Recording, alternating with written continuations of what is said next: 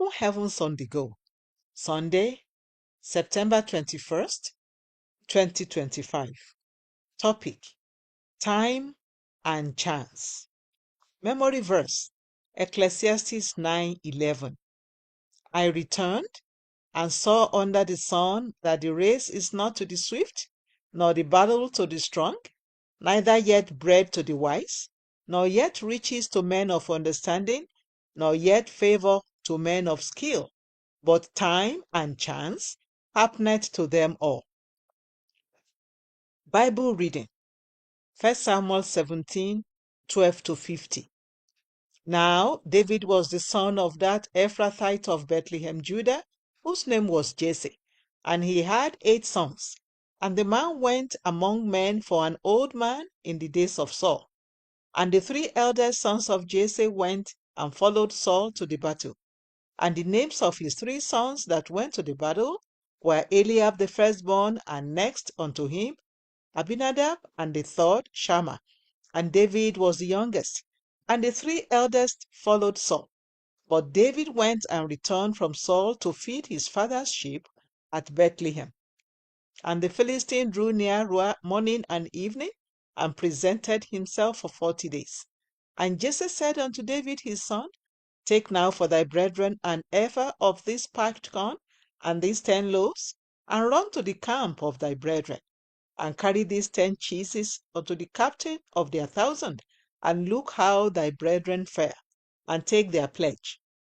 Now Saul and they and all the men of Israel were in the valley of Elah, fighting with the Philistines. And David rose up early in the morning and left the sheep with a keeper, and took and went, as Jesse had commanded him. And he came to the trench, as the host was going forth to the fight, and shouted for the battle. For Israel and the Philistine had put the battle in array, army against army. And David left his carriage in the hand of the keeper of the carriage, and ran into the army, and came and saluted his brethren. And as he talked with them, behold, there came up the champion, the Philistine of Gath, Goliath by name, out of the armies of the Philistines, and spake according to the same words. And David heard them. And all the men of Israel, when they saw the man, fled from him, and were so afraid. And the men of Israel said, Have ye seen this man that is come up? Surely to defy Israel is he come up. And it shall be, that the man who killeth him, the king will enrich him with great riches, and will give him his daughter, and make his father's house free in Israel. And David spake to the men that stood by him, saying, What shall be done to the man that killeth this Philistine, and taketh away the reproach from Israel? For who is this uncircumcised Philistine, that he should defy the armies of the living God? And the people answered him after this manner, saying, So shall it be done to the man that killeth him. And Eliab his eldest brother heard when he spake unto the men. And Eliab's anger was kindled against David, and he said, Why camest thou down hither? And with whom hast thou left those few sheep in the wilderness? I know thy pride, and the naughtiness of thine heart, for thou art come down that thou mightest see the battle. And David said, What have I now done? Is there not a cause? And he turned from him toward another, and spake after the same manner. And the people answered him again after the former manner. And when the words were heard which David spake, they rehearsed them before Saul. And he sent for him. And David said to Saul, Let no man's heart fail because of him. Thy servant will go and fight with this Philistine. And Saul said to David, Thou art not able to go against this Philistine to fight with him, for thou art but a youth, and he a man of war from his youth. And David said unto Saul, Thy servant kept his father's sheep, and there came a lion and a bear, and took a lamb out of the flock. And I went out after him, and smote him, and delivered it out of his mouth. And when he arose against me, I caught him by his beard, and smote him, and slew him. Thy servant slew both the lion and the bear. And this uncircumcised Philistine shall be as one of them, seeing he hath defied the armies of the living God. David said, Moreover, the Lord that delivered me out of the paw of the lion, and out of the paw of the bear he will deliver me out of the hand of this Philistine. And Saul said unto David, Go, and the Lord be with thee. And Saul armed David with his armor, and he put an helmet of brass upon his head. Also, he armed him with a coat of mail. And David guarded his sword upon his armor, and he assayed to go, for he had not proved it. And David said unto Saul, I cannot go with these, for I have not proved them. And David put them off him. And he took his staff in his hand, and chose him 5 smooth stones out of the brook, and put them in a shepherd's bag which he had, even in a scrip, and his sling was in his hand. And he drew near to the Philistine. And the Philistine came on, and drew near unto David. And the man that bare the shield went before him.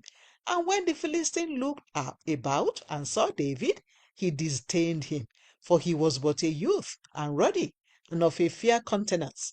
And the Philistine said unto David, Am I a dog, that thou comest to me with staves? And the Philistine cursed David by his gods. And the Philistine said to David, Come to me, and I will give thy flesh unto the fowls of the air, and to the beasts of the field. Then said David to the Philistine, Thou comest to me with a sword, and with a spear, and with a shield. But I come to thee in the name of the Lord of hosts, the God of the armies of Israel, whom thou hast defied. This day will the Lord deliver thee into my hand, and I will smite thee, and take thine head from thee. And I will give the carcasses of the host of the Philistines this day unto the fowls of the air, and to the wild beasts of the earth, that all the earth may know that there is a God in Israel.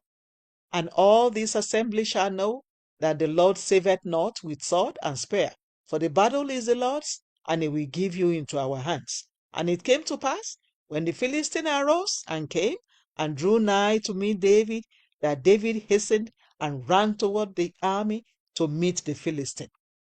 And David put his hand in his bag, and took thence a stone, and slang it, and smote the Philistine in his forehead, that the stone sunk into his forehead, and he fell upon his face to the earth.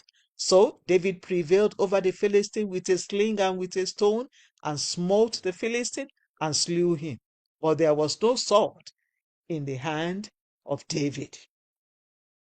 The message. There is a popular saying that good luck is when opportunity meets preparation. This is very true.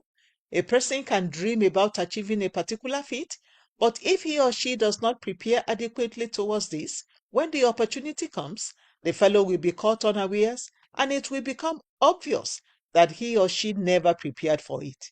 In today's Bible reading, you will observe that David had been preparing himself for war while he was in the desert tending sheep.